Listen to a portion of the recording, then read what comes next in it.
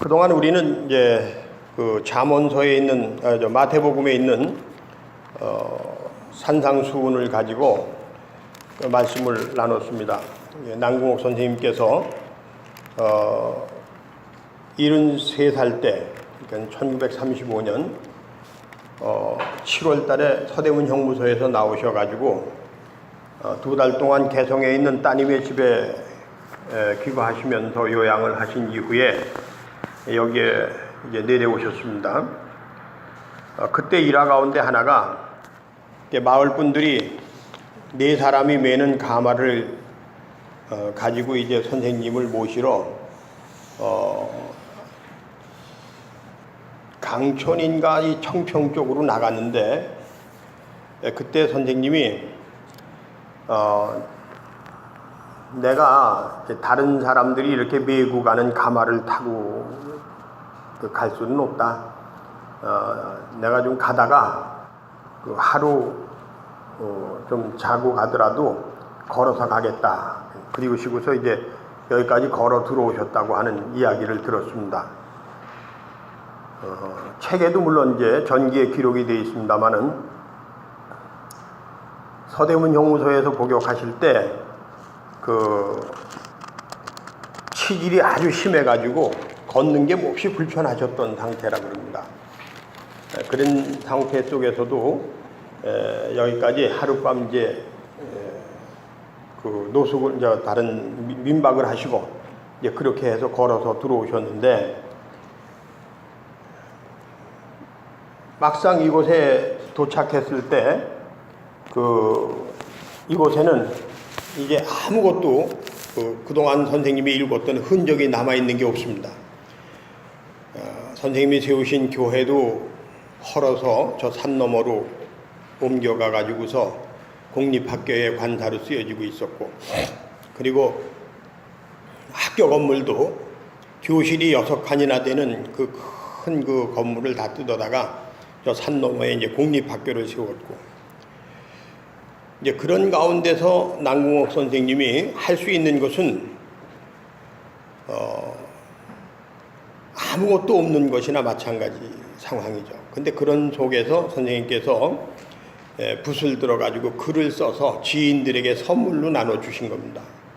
근데 그 선물로 나눠주신 한글 서체 가운데 성경 말씀을 적어서 병풍을 만들어가지고 이제 강촌에 있는 어종원 씨한테 선물을 해드린 거예요. 그것이 지금 남아있어서 기념관에다가 그 복사본을 가져다가 이렇게 전시를 하고 있습니다. 그런데 제가 가만히 좀 이렇게 돌이켜 보니까 그때에 저희 아버님이 11살쯤 됐을 때였어요. 그러니까 초등학교 4학년 정도. 그러니까 어렸을 때 선생님에 대한 기억은 저희 아버님에게 아주 희미하게만 남아있는 거겠죠. 그런데 저는 24년 전에 제가 이 교회에 부임할 때 여기가 아버님 고향인지, 아버님이 이 교회를 다니셨는지, 아버님이 한선 남궁옥 선생님이 세우신 학교의 학생이었는지 이런 거 하나도 모르고 그리고 생전 처음 정말 참 이 모곡이라는 곳에 발을 디디게 된 겁니다. 그때 제가 여기 와서 미국에 계신 아버님한테 전화를 드려서 아버님 제가 강원도 홍천 땅 모곡에 왔습니다. 그랬더니 그 사방이 산인데 거기는 왜 갔냐? 어떻게 이게 사방이 산인지 아십니까? 그랬더니 거기가 아버님 고향이다. 내 고향이다. 그리고 내 친구가 아무개가 있으니까 한번만 찾아뵙고 인사나 드려라 그러셨죠. 그래서 저는 어려서부터 아버님의 고향 이야기를 듣지 못하고 자랐습니다. 왜냐하면 저희 아버님이 여기서 도리소에 사시는 강씨 집안의 따님하고 결혼을 하셔가지고 17살 때 춘천으로 나가셔서 철도 공무원을 시작을 하셨는데 춘천 나가서 아들 둘 낳고 잘 사시다가 첫 번째 부인 되시는 그분이 28살 때 폐결핵이 걸려가지고 세상을 떠나셨어요. 그러니까 저희 아버님은 호래비가 돼가지고서 아들 둘을 이제 어머니를 모시면서 이제 키우고 있었던 겁니다. 그러던 중에 대전역에 발령이 나서 대전에 내려가서 철도 공무원을 하시는데 때마침 철도 공무원 가족들을 위해서 피난 열차가 한 대 청량리에서 출발을 하게 되는데 그 화물칸에 저희 할머니가 손주 둘을 데리고 이제 타고서 대전으로 내려갑니다. 대전까지 지금은 2시간이면 가지만 서울에서 그 당시에는 폭격이 시작이 되면 멈춰 서 있다가 또 출발하고 해서 한 3, 4일 정도 걸려서 대전까지 내려가는데 그때 저희 할머니가 손주들 죽이라도 끓여주려고 화물차에서 내려가서 이제 철등 밑에 내려가서 죽을 끓이고 이렇게 하면 옥색 치마 저고리를 입은 아주머니 한 분이 그 할머니 자리에 와서 앉아서 그 자리를 지켜줬다가 할머니가 올라오면 다시 비켜주고 그러면서 또 어린 손주들을 이제 같이 돌봐주고 이러면서 대전까지 가게 됐답니다. 대전에 가서 서로 헤어졌죠. 할머니는 손주 둘을 데리고 저희 아버님이 있는 집으로 가시고 그 옥색 치마 저고리를 입으신 분은 어디론가 딴 곳으로 가시고 이제 이렇게 됐습니다. 그랬는데 저희 아버님과 형님들이 할머니하고 함께 사시는 그 집이 좀 빈대가 많아서 뼈루기하고 빈대가 하도 많아서 그 우리 형님, 작은 형님, 큰 형님이 전부 피투성이가 자꾸 되는 거예요. 긁어서. 그래가지고 하루는 이제 좀 깨끗한 집으로 옮겨야 되겠다. 그래가지고 집을 나서서 좀 괜찮은 집을 찾아가지고 문간방을 하나 얻어서 들어갔더니 그 안채에 그 옥색 치마 저고리를 입은 아줌마가 거기 있더라는 거예요. 젊은 아줌마가. 그래서 거기에서 저희 아버님하고 그 옥색 치마 저고리를 입은 그 여자분하고 연애가 시작이 돼서 다방에도 가고 극장도 가고 그러다가 저를 낳으셨대요. 그래가지고 제 동생까지 해서 두 분이 사시면서 넷을 낳고 위로 큰형님, 작은형님이 계신데 이 육남매를 배가 다른 것을 숨기고 기르셨어요. 그러다 보니까 아버님 고향 얘기를 안 하시는, 집에서는 아버님 고향 얘기를 하면 큰형님 외갓댁 얘기가 나오는데 큰형, 작은형이 그 어린 나이지만은 여기 강가에 와서 놀았기 때문에 여기 얘기가 나오면 이제 헷갈리는 얘기가 되니까 집에서 아버님 고향 얘기를 전혀 안 하셔서 저는 여기가 아버님 고향인 줄 모르고 여기에 오게 된 거죠. 그리고 여기에 와서 아버님 고향인 걸 알게 된 겁니다.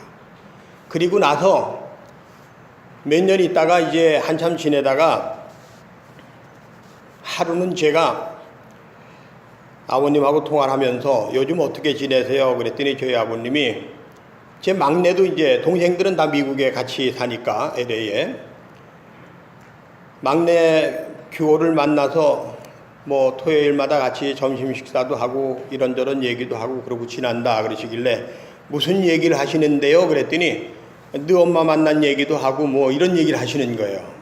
그래서 어떻게 만나셨는데요? 그랬더니 넌 아직도 참 모르냐? 이러시면서 얘기를 해주셔서 이제 알게 된 이야기들입니다. 그리고 나서 몇 년 있다가 저희 형님이 암으로 세상을 떠나실 때 투병 생활 하시는 가운데에 자기가 어려서부터 겪었던 얘기를 아주 책처럼 써서 그걸 남겨주셨는데 거기에 보니까 그 피난 열차를 타고 가면서 저희 어머니를 만난 얘기, 대전에 가서 이렇게 한 얘기, 그런 얘기들이 아주 자세하게 기록이 돼 있어요. 그래서 정말 참 이 소설 같은 얘기구나 이제 그런 생각을 하게 됐습니다만은 어쨌든 저는 제가 여기가 아버님의 고향인지도 모르고 와서 아버님이 다니시던 교회의 목사가 되고 그리고 이제 그 아버님의 선생님이신 한선 안궁옥 선생님의 기념사업을 제가 하게 되고 그러면서 아버님 친구분들이 와서 노래도 들려주시고 자료도 주시고 정말 참 많은 그런 도움도 받고 사랑도 받고 그러면서 살았습니다. 이게 은혜가 아닌가 그렇게 생각을 해요. 제가 생각하고 제가 계획을 하고 제가 계산을 해서 여기에 와서 이렇게 목회하면서 복을 누린다면 그건 제가 잘나서 제가 잘해서 그런다고 그러겠지만 저는 제 의지와는 전혀 상관없이 그냥 한 가지 아멘 하고 온 것밖에 없거든요. 제가 여기 오기 바로 직전에 누누이 말씀을 드려서 여러분들이 잘 아시지만 달월에 있는 좀 큰 교회에 이제 담임 목사로 가기로 다 얘기가 된 상태에서 민선규 목사님이 절 보고 갑자기 일로 가라 그래서 일로 온 거 아니겠습니까? 농촌 목회하기로 했으니까 농촌으로 가자. 어딘지도 모르는 데인데 어려운 일이 있다 그러니까 거기가 하나님 뜻이다. 그래서 아멘하고 왔으니까 제 마음속에는 세상적인 계산으로 따지면 계산이 안 되는 일을 한 겁니다. 세상의 기준을 가지고 얘기하자면 당연히 제가 가기로 된 큰 교회로 갔어야 되는 거죠. 그런데 정말 참 더 어렵고 정말 참 이 시골이라고 하는 이 농촌이라고 하는 것 강원도 홍천 땅이라고 하는 이곳에 어딘지도 모르는데 여기가 하나님 뜻이 아니냐. 하나님이 기뻐하시는 일은 크고 화려한 대로 내가 가는 것이 아니라 내가 해야 될 일이 있는 곳, 나를 원하는 곳으로 가는 게 하나님 뜻이 아니냐 이렇게 생각을 하고 여기 왔습니다. 그런데 세월이 지나서 올 7월 달에 비로소 제가 여기에 오게 된 이유를 알게 됐습니다. 저를 이곳으로 가라고 강권하셨던 민선규 목사님이 모처럼 오셔가지고 공원을 둘러보고 그렇게 얘기를 나눌 때 이분이 하시는 말씀이 내가 서울 장안평에서 교회를 개척할 때 정말 참 그 교회를 새로 짓느라고 굉장히 어려운 일이 많아서 현 목사한테 내가 도리를 못해서 늘 그게 마음에 짐이 돼가지고 그래서 내가 이 기회에 그래도 한선 안궁옥 선생님이 세우신 교회에 나를 보내면 내가 좋아할 거라고 생각을 해서 빚을 좀 갚는 데는 마음으로 강권했느라고 그렇게 얘기를 하시는 거예요. 민선규 목사님이 그렇게 개척교회를 건축하실 때 가까운 어떤 목사님이 저한테 민선규 목사님이라고 하는 분이 계신데 이분이 지금 아주 어려운 상황에서 사역하기가 힘든데 자네가 가서 이 목사님을 좀 도와드리면 좋겠다고.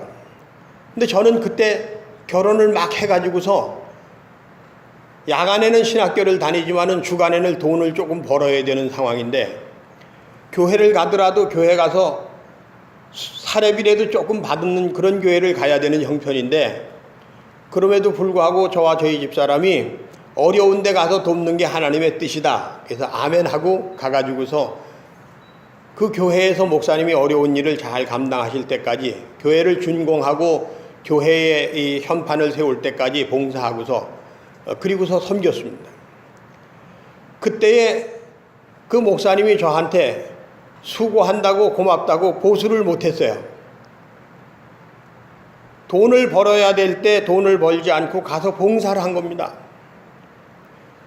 그게 인연이 돼서 제가 여기에 오게 됐다는 겁니다.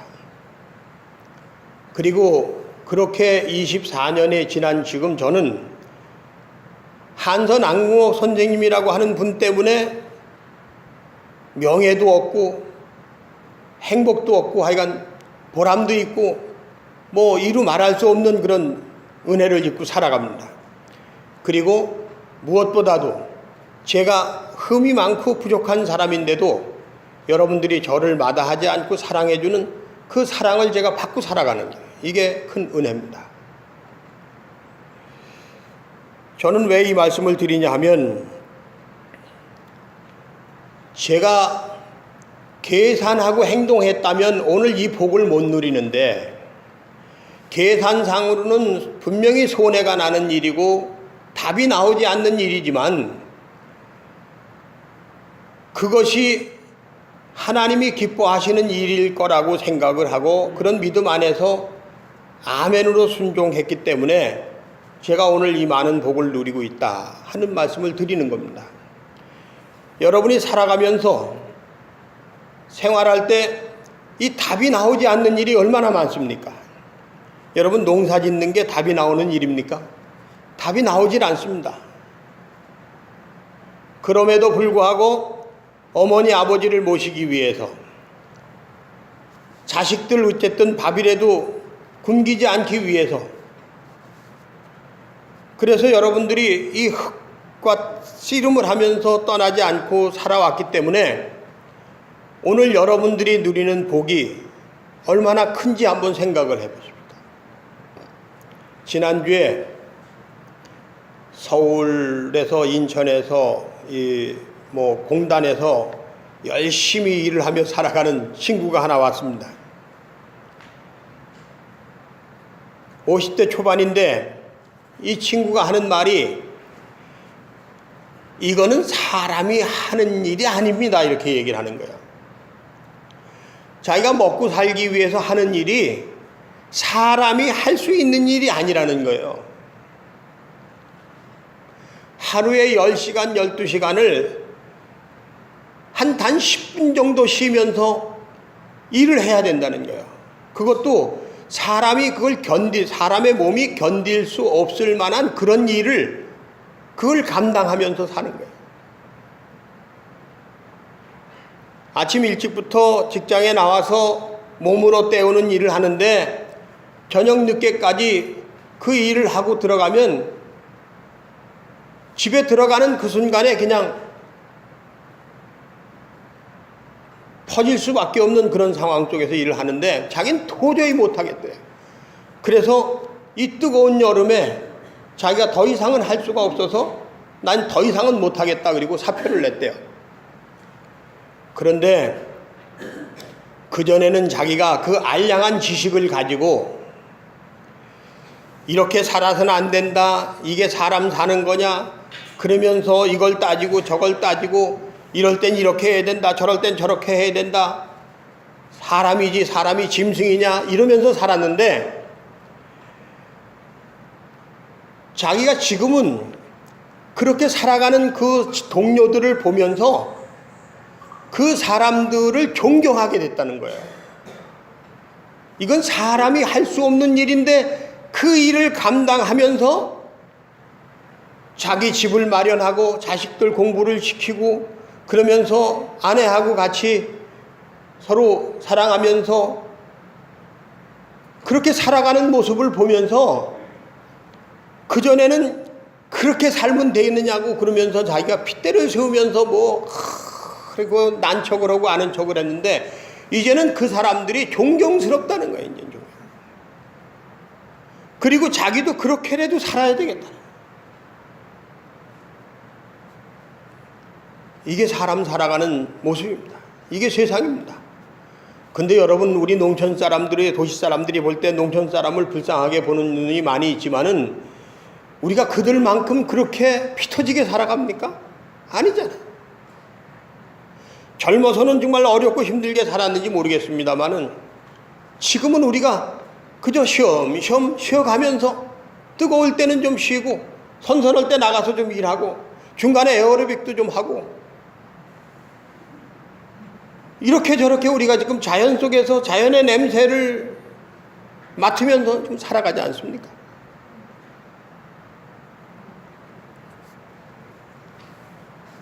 더우면 나무 그늘 밑에 가서 잠깐 앉아서 땀을 훔치기도 하면서 말입니다. 답이 안 나왔는데 그 답이 안 나오는 그 삶 속에서 우리는 다른 사람이 누리지 못하는 축복을 누리면서 살아가는 거 아니겠습니까?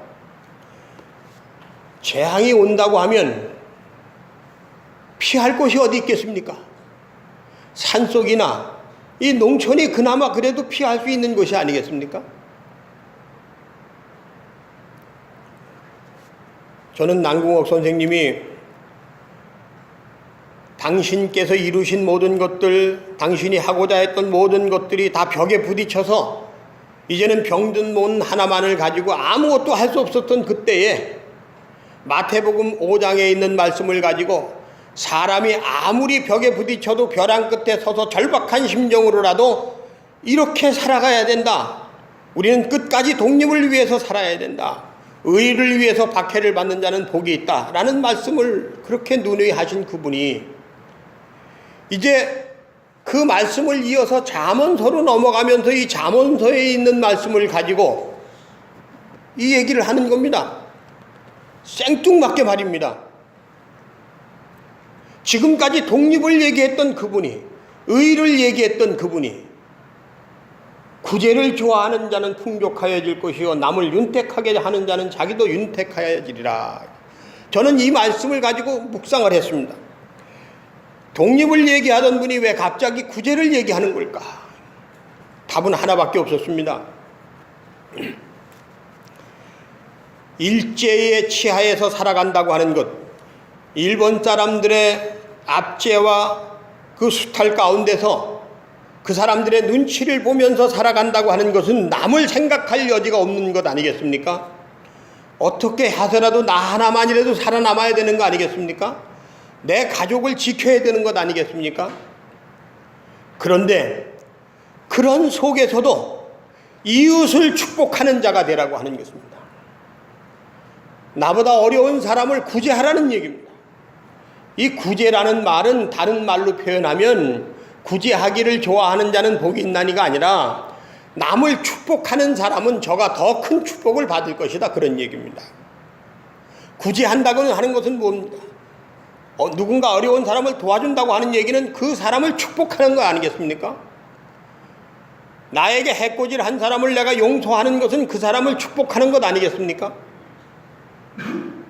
이렇게 어렵고 힘든 시절에 자기만 생각할 수밖에 없는 이기주의가 틈을 타는 그때에, 개인주의가 팽배해지는 그때에 이웃을 생각하는 삶을 우리가 살아야 된다고 합니다. 다른 사람과 함께 내가 가진 것을 나누는 자가 되어야 된다고 하는 말씀을 이렇게 잠언서 11장 25절의 말씀을 가지고 우리에게 전해주고 있는 것이 아닌가 하는 생각을 하게 됩니다. 그래서 저는 오늘 설교를 시작하면서 죄송스럽지만은 제 얘기를 한 겁니다. 저는 답이 없는 길을 걸었던 사람입니다. 만약에 이후에 제가 하나님께로 가고 그리고 나서 혹시라도 한 글자를 제 무덤에다 남긴다고 하면 길이 없는 것을 걷고 또 걸어서 길을 만든 사람 여기에 묻혔다, 이런 정도의 이야기가 되면 좋지 않겠다, 그런 생각을 해요. 저는 제가 25살 때 군에서 제대하고 그리고 광화문에 2년 동안 직장 생활을 하면서 느낀 게 내가 내 일생을 이렇게 살고 싶지는 않다, 그런 생각을 했습니다. 그래서 배낭을 싸가지고 짊어지고서 시골에 사는 친구네 집에 머슴살이를 떠났습니다. 그곳에서 염소 한 마리를 2마리로 만들고 2마리를 4마리로 만들어가면서 내가 농촌에서 살겠다고 작심을 했어요. 땅 한 평 없는 사람이 농촌에서 뿌리를 내리고 살겠다고 하면 이를 악물고 살아야 되는데, 그런데 내가 농촌을 산다면 농촌을 함께 사는 사람들에게 돈을 논아줄 거냐 아니면 기술을 논아줄 거냐. 기술을 얘기하면 평생 농촌에서 산 사람들이 나보다 더 기술자요. 돈이 있다면 그 사람들이 돈이 있지 내가 돈을 언제 벌어가지고 농사져서 다른 사람을 돕겠느냐. 내가 할 수 있는 것은 우리가 이렇게 살아야 됩니다. 왜 이렇게 살아야 됐는지 여러분 기억하시기를 바랍니다. 우리 함께 이렇게 살아갑시다, 이런 얘기를 해야 되는데, 그러자면 내가 조금 더 철학적이고 조금 더 종교적인 삶을 살아야 되지 않겠냐. 그래서 목사님을 찾아가서 신학교를 보내달라고 그래가지고 신학교를 갔습니다. 4년 동안 내가 공부하고 나와서 농사져도 30년은 농사질 거 아니냐, 그런 생각을 했어요. 그런데 그게 농촌교회 전도사가 되고 목사가 됐습니다. 저는 그때 신학교를 졸업하고 농촌에 들어가서 농사를 지었으면 얼마나 좋을까, 지금도 그런 생각을 하고 있습니다. 그렇지만 어쨌든 돌이켜보면 저는 답이 없는 길을 간 겁니다. 왜 갔겠습니까? 그것을 가는 것이 내가 가야 할 길이라고 생각했기 때문에 가는 겁니다. 그것이 옳은 길이라고 믿었기 때문에 가는 겁니다. 수많은 선택 가운데서 내가 그것을 선택해야 되는 거라고 내가 깨달았기 때문에 간 겁니다. 영화의 제목을 제가 분명하게 생각은 못하는데 1919년이라고 하는 그 피아니스트의 전설이라는 영화가 있습니다. 이 영화가 시작할 때 아주 풍채가 좋은 트럼펫 주자가 자기가 평생 동안 아끼던 그 트럼펫을 악기점에 들어가서 이제 중고로 파는 겁니다. 이제 그 악기점에 있는 주인이 얼마를 주겠다고 하니까 조금 더 달라고. 그래 이제 서로 실갱이를 하고 이제 그러는데 음악 소리가 들립니다. 레코드판이 하나 돌아가는 거예요. 근데 그 레코드판에서 나오는 소리가 이 사람이 여객선에서 그 호화 여객선에서 여객선을 타고 여행하는 사람들이 그 춤을 추고 이럴 때 옆에서 자기하고 같이 자기는 트럼펫을 불고 피아노를 치던 그 피아노를 치던 사람이 취입했던 그 LP판이 돌아가는 거예요. 이 사람이 배에서 버려진 아이로 자라가지고 걸음마를 시작하면서부터 혼자 올라가서 피아노를 치기 시작하는데 피아노를 너무 잘 치는 거예요. 피아노의 신동이에요. 이 소문이 나가지고서 재즈 피아노의 왕이라고 하는 사람이 배에 올라와서 경주를 합니다. 서로 이제 번갈아 가면서 피아노를 치는데 게임이 안 돼요. 근데 이 피아니스트가 이 배가 폭파되어 이제 그 고물이 돼 가지고서 이 배를 폭발을 시켜야 되는데 뱃속에서 나오질 않는 거예요. 근데 이 사람이 그 배에 있을 때 그 소문을 듣고 음악으로 하는 사람들이 찾아 올라와 가지고서 LP판을 만들었어요. 그래 가지고 이제 그걸 가지고 판매를 해야 되는데 기껏 취임한 그 LP판을 이 피아니스트가 부러뜨려 가지고 쓰레기통에 던진 건데 그게 어떻게 그 중고 음악 악기점에 가서 이게 접착제를 다 붙여가지고 어떻게 해서 그걸 틀고 있는 거예요. 말이 안 되는 얘기 같아요. 그런데 실합니다. 이게 돌아가는데 그 소리가 나오니까 깜짝 놀라서 저 판을 어디서 구했느냐 그러니까 네가 저 판을 아느냐 그러니까 그 얘기를 이 사람이 술술술 풀어놓는 거예요. 그런 사람이 있었는데 배가 폭파되기 직전에 내가 그 폭파하는 사람들한테 찾아가서 저 뱃속에는 사람이 있다. 내가 그 사람을 가서 데리고 나오겠다. 그리고서 이제 뱃속에 들어가서 그 사람을 찾아가지고서 만났는데 나가자 그랬더니 안 나가. 왜 안 나가냐 그랬더니 그때 그 사람이 하는 말이 너도 알다시피 나는 배에서 버려진 사람이고 배에서 자란 사람인데 한 번은 내가 그 배에서 내려서 육지로 가려고 짐을 싸가지고서 배 그 계단을 다 내려갔다가 마지막 계단에서 내가 다시 돌아서 올라온 적이 있지 않느냐. 그때 내가 왜 거기서 올라왔는지 아느냐. 거기서 한 계단만 내려가면 육지고 육지로 내려가면 사방으로 길이 있는데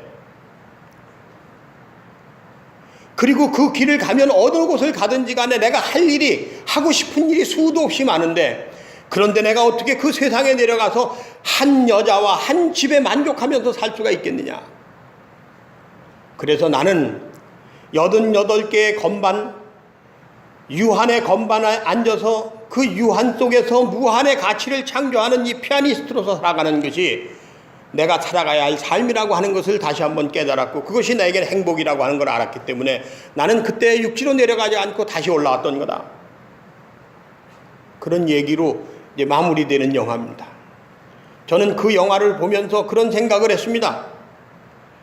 어떤 대기업의 회장이 자서전을 남기면서 세상은 넓고 할 일은 많다고 그랬지만 이 영화를 보고 나서 제가 그 생각을 하면서 이렇게 생각했습니다. 세상은 넓고 할 일은 많지만 내가 해야 할 일은 단 한 가지뿐이라고 합니다. 저는 그래서 하나님의 말씀을 가지고 목사로 살아가는 이 삶이 나에게는 유일한 행복이고 가치라고 하는 것을 다시 한번 확인할 수 있었습니다. 제가 세상을 살면서 항상 선택한 것은 여러 가지 길 중에서 여러 개가 아니라 단 하나의 길이었습니다. 도시로 갈 거냐 농촌으로 갈 거냐 그랬을 때 저는 농촌을 선택했습니다. 내가 바른 사람이 될 것이냐 아니면 내가 출세하는 사람이 될 것이냐 성공하는 사람이 될 것이냐 돈 많은 사람이 될 것이냐 그랬을 때 저는 가치 있는 삶을 사는 사람이 되기를 원했습니다.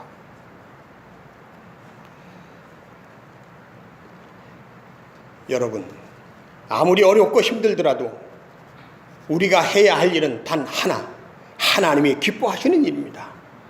근데 그 하나님이 기뻐하시는 일이라고 하는 것은 첫째가 사랑하는 일이요, 둘째가 의롭게 사는 것이라고 했습니다.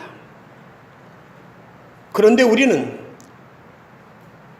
우리가 사는 세상 속에서 어떻게 이제 나만이라도 살아남아야지 하는, 나라도 살아남아야 된다고 하는, 내 가족만이라도 지켜야 한다고 하는 나라고 하는 것을 벗어나지 못할 때가 너무나 많은 겁니다. 그런 우리들에게 오늘 잠언서 11장 25절은 구제를 좋아하는 자는 풍족하여질 것이요 남을 윤택하게 하는 자는 자기도 윤택하여지리라는 이 말씀은 우리가 세상을 살아가면서 어떻게 살아야 하는지를 깨닫게 해주는 겁니다. 아무리 어렵고 힘들더라도 나만이 아니라 이웃을 생각하는 사람이 되고 함께 나누는 사람이 되고 원수를 축복하는 사람이 되고, 그래서 우리들의 삶이 답이 없는 곳에서 축복으로 풍성해지는 귀한 역사가 있게 되기를 간절히 축원합니다.